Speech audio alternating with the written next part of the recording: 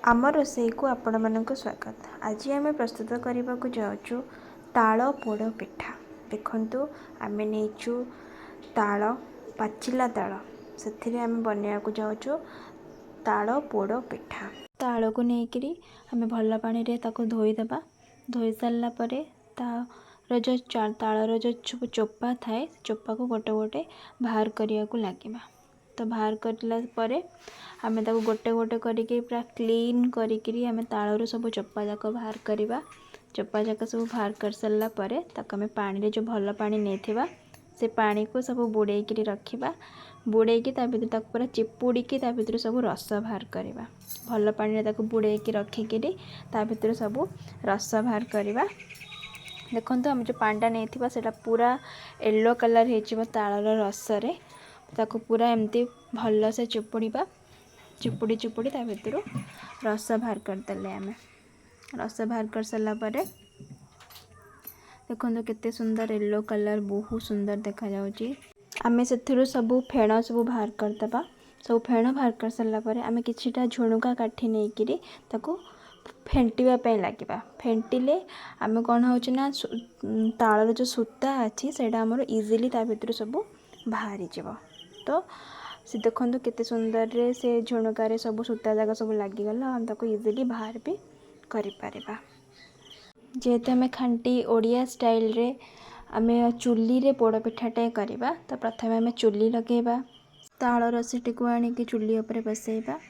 से आम ऐड करवा किछि चीनी। आपण गुड़ भी ऐड करें मिठा पाई। तापर तेजपत्र आपण किछि ऐड करेंगे टेस्ट पाई। तापर आम नबा नड़िया गुड़ से सब ऐड करने नबा। तापर किछि आम लुण नबा स्वाद अनुजाई। तापर आम गुड़ नबा। गुड़ आपन जी मिठा दरकार आपन से हिसाब रे आपन गुड़ ऐड करेंगे। मो हिसाब रे ऐड करी। तापर ताको फुटिया पे मु छाड़ीदेवी। फुटिया पे नड़िया सब पकईकरी किछि कोरा नड़िया आ किछि पीस पीस काटी नड़िया आम ऐड करिपरिबा। तापर आम नबा चाउल चूना और सुजी। ताको चाउल चूना और सुजी को मिक्स कर देकरी आम धीरे धीरे करके फुटुथिबा रस रे आस्ते आस्ते करके ताको पकेइबा। ताको पकेइकरी आम जंतीबा पई ताको लागिबा। देखंतु केमते आम जंतुचु धीरे धीरे और एपटे आस्ते आस्ते करके से चाउल चूना और सुजीटा को पकेइकरी ताको पूरा एमती जंतिया पई लागिबा। देखो तो कितने सुंदर कलरटे आसीगला। से जंती सारा पर आम रेडी करवा पोड़ पिठाटा केमी चुली रे बसाइबा। तो आम कि पाउंस काढ़ी जो कढ़ई रे आम पोड़ पिठाटा बसाइबा से तले किछिटा पानी देकरी ताथे पाउंस पकेबा जहाँद्वारा आम पिठा तलटा पोड़बनी। तापर आम कदली पत्र तले रखा। कदली पत्र 2टा खंडे तले रखिकी तापरे आम जंतणीटा आनिकी से कदली पत्र उपरे आम साइज करके ताको पूरा राउंड शेप देकरी आम ताको पूरा सबू जंतणी को पकईदेबा। पकई देकरी आम पूरा साइज रे शेप देदेबा। ताको पूरा आस्ते आस्ते ताको हाथ यूज करें ना स्पून भी आप यूज करी आम ताको चापी चापी पूरा पानी हाथ यूज करी आम ताको पूरा कड़ई हिसाब रे आम ताको पूरा शेपटा देदेबा।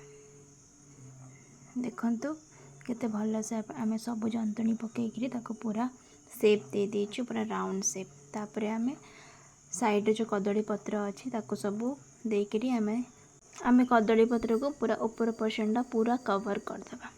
देखंतु सबू साइड पोर्शन आनिकी कवर कर सारा पर एक्स्ट्रा किछि कदली पत्र आनिकी भी आम ता ऊपरटा भी पूरा भल से कवर करदेबा। ताको देखो आप जितेटा भी कदली पत्र आनिकी मोटा करके ताको पूरा कवर करदेबे जहाँद्वारा कि ऊपर पोर्शन पिठाटा आमर पोड़बनी।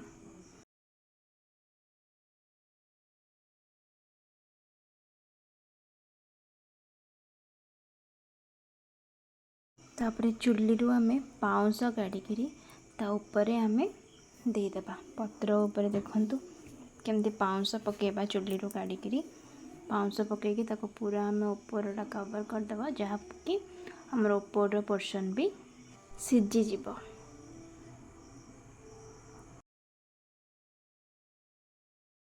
पाउंश पकई सारा पर घसी किसी आणिकी आम ऊपर पूरा रखीदे। राति सारा एमती आम चुली उपर छाड़ीदे आ सकाळ को उठिले आमर बनीज ताल पोड़ पिठा। सकाळ उठी देखला बेलू बनी जाइए आम ताल पोड़ पिठा। देखु केते सुंदर देखा जाउची ताल पोड़ पिठा।